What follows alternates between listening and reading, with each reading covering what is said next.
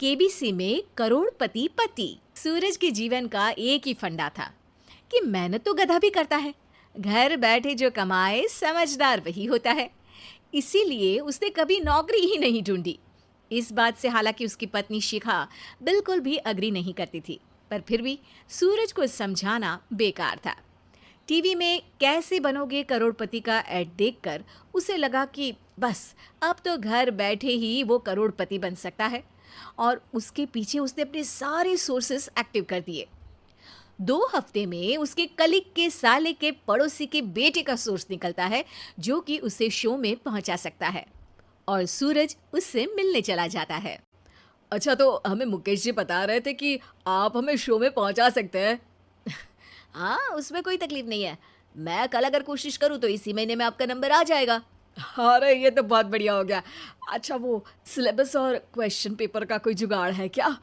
हैं? उसका तो कोई जुगाड़ नहीं है। तो वो वाकई में कुछ भी पूछ सकते हैं? हाँ, वो तो बच्चन जी पर है, जो पढ़ते हैं वो पूछ लेते हैं। पहली कोशिश फेल होने पर अब सूरज के सामने एक बहुत बड़ा सवाल था कि आखिर जवाब कहाँ से लाए। तब शिखा ने एक सजेशन दिया, क्यों ना सूरज अपने चचेरे भाई सुमित से मदद मांगे, जो कि यूपीएससी की तैयारी कर रहा था। हालांकि इतनी मेहनत करना सूरज को समझ में नहीं आता था, पर कोई और रास्ता ना मिलने पर वो आखिर सुमित से बात करता है। अरे सुमित, हमारा कैसे बनोगे करोड़पति के लिए सिलेक्शन होने वाला है। तुम हमें थोड़े चिट बनाने में मदद करोगे क्या? अरे भैया, चिट बनाए तो सालों हो गए, उसमें हमारा एक्सपर्टीज नहीं है, बल्कि आप बोलो तो हम आपकी पढ़ने में ज़रूर मदद कर सकते हैं। हट, कैसी अनाप शराब बातें कर रहा है तू।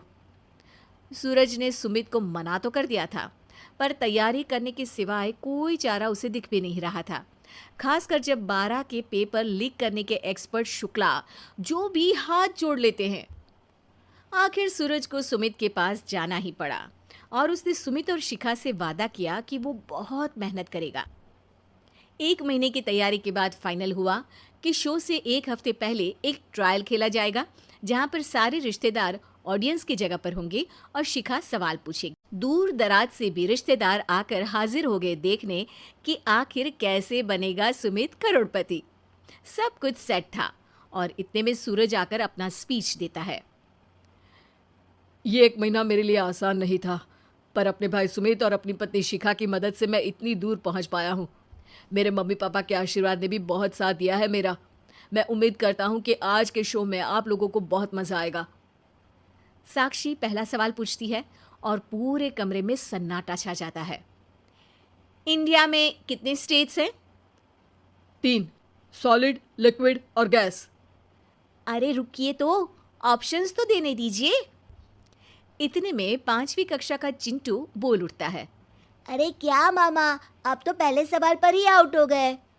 अरे बेटा, पहला सवाल तो ट्रायल होता है ना। अरे तुम अब देखना। देखने जैसी बात तो थी ही। सूरज को इतना शांत किसी ने नहीं देखा था। कभी कभी तो लगता था मानो सूरज आंख खोलकर ही सो गया हो। मामा जल्दी करो प्लीज, कल सुबह पनवेल भी तो निकलना है। अरे हट, कंसंट्रेट करने दे मुझे।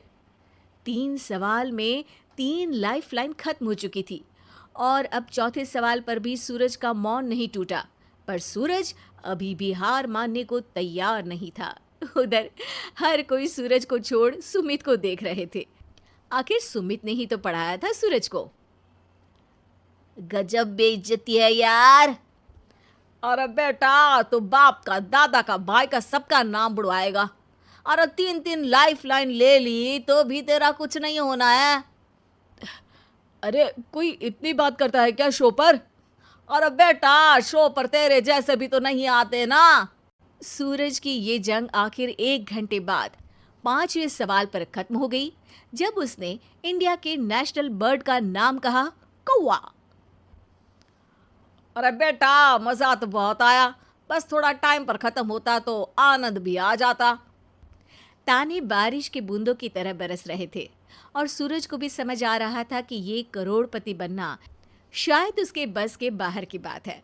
पर वो आखिर ये बात मान कैसे लेता? वो सख्त लौंडा जो ठहरा, उसने सोचा कि बेइज्जती तो हो ही चुकी है, पर अगर मैं हार नहीं मानूं तो शायद कुछ हो सकता है। शिखा तुम देखना, असली शो में आग लगा दूंगा, आग, करोड़पति बनूंगा मैं। हाँ सब्जियां खत्म हो गई है घर पे, ले आओ। पहले पति बन जाओ, फिर करोड़पति बनना।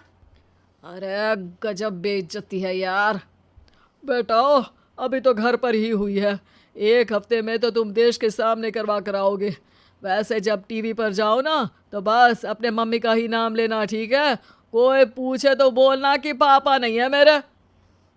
अरे पढ़ाई की, पेपर निकलवाए, इतने सारे लोगों को खाना खिलवाया, क्या फ़र्क पड़ा? इसीलिए मैं कहता हूँ कि मेहनत तो गधा भी करता है, घर बैठे जो कमाए वही सिकंदर। लेकिन मामा, गधे भी जानते हैं कि हमारा राष्ट्रीय पक्षी मोर है।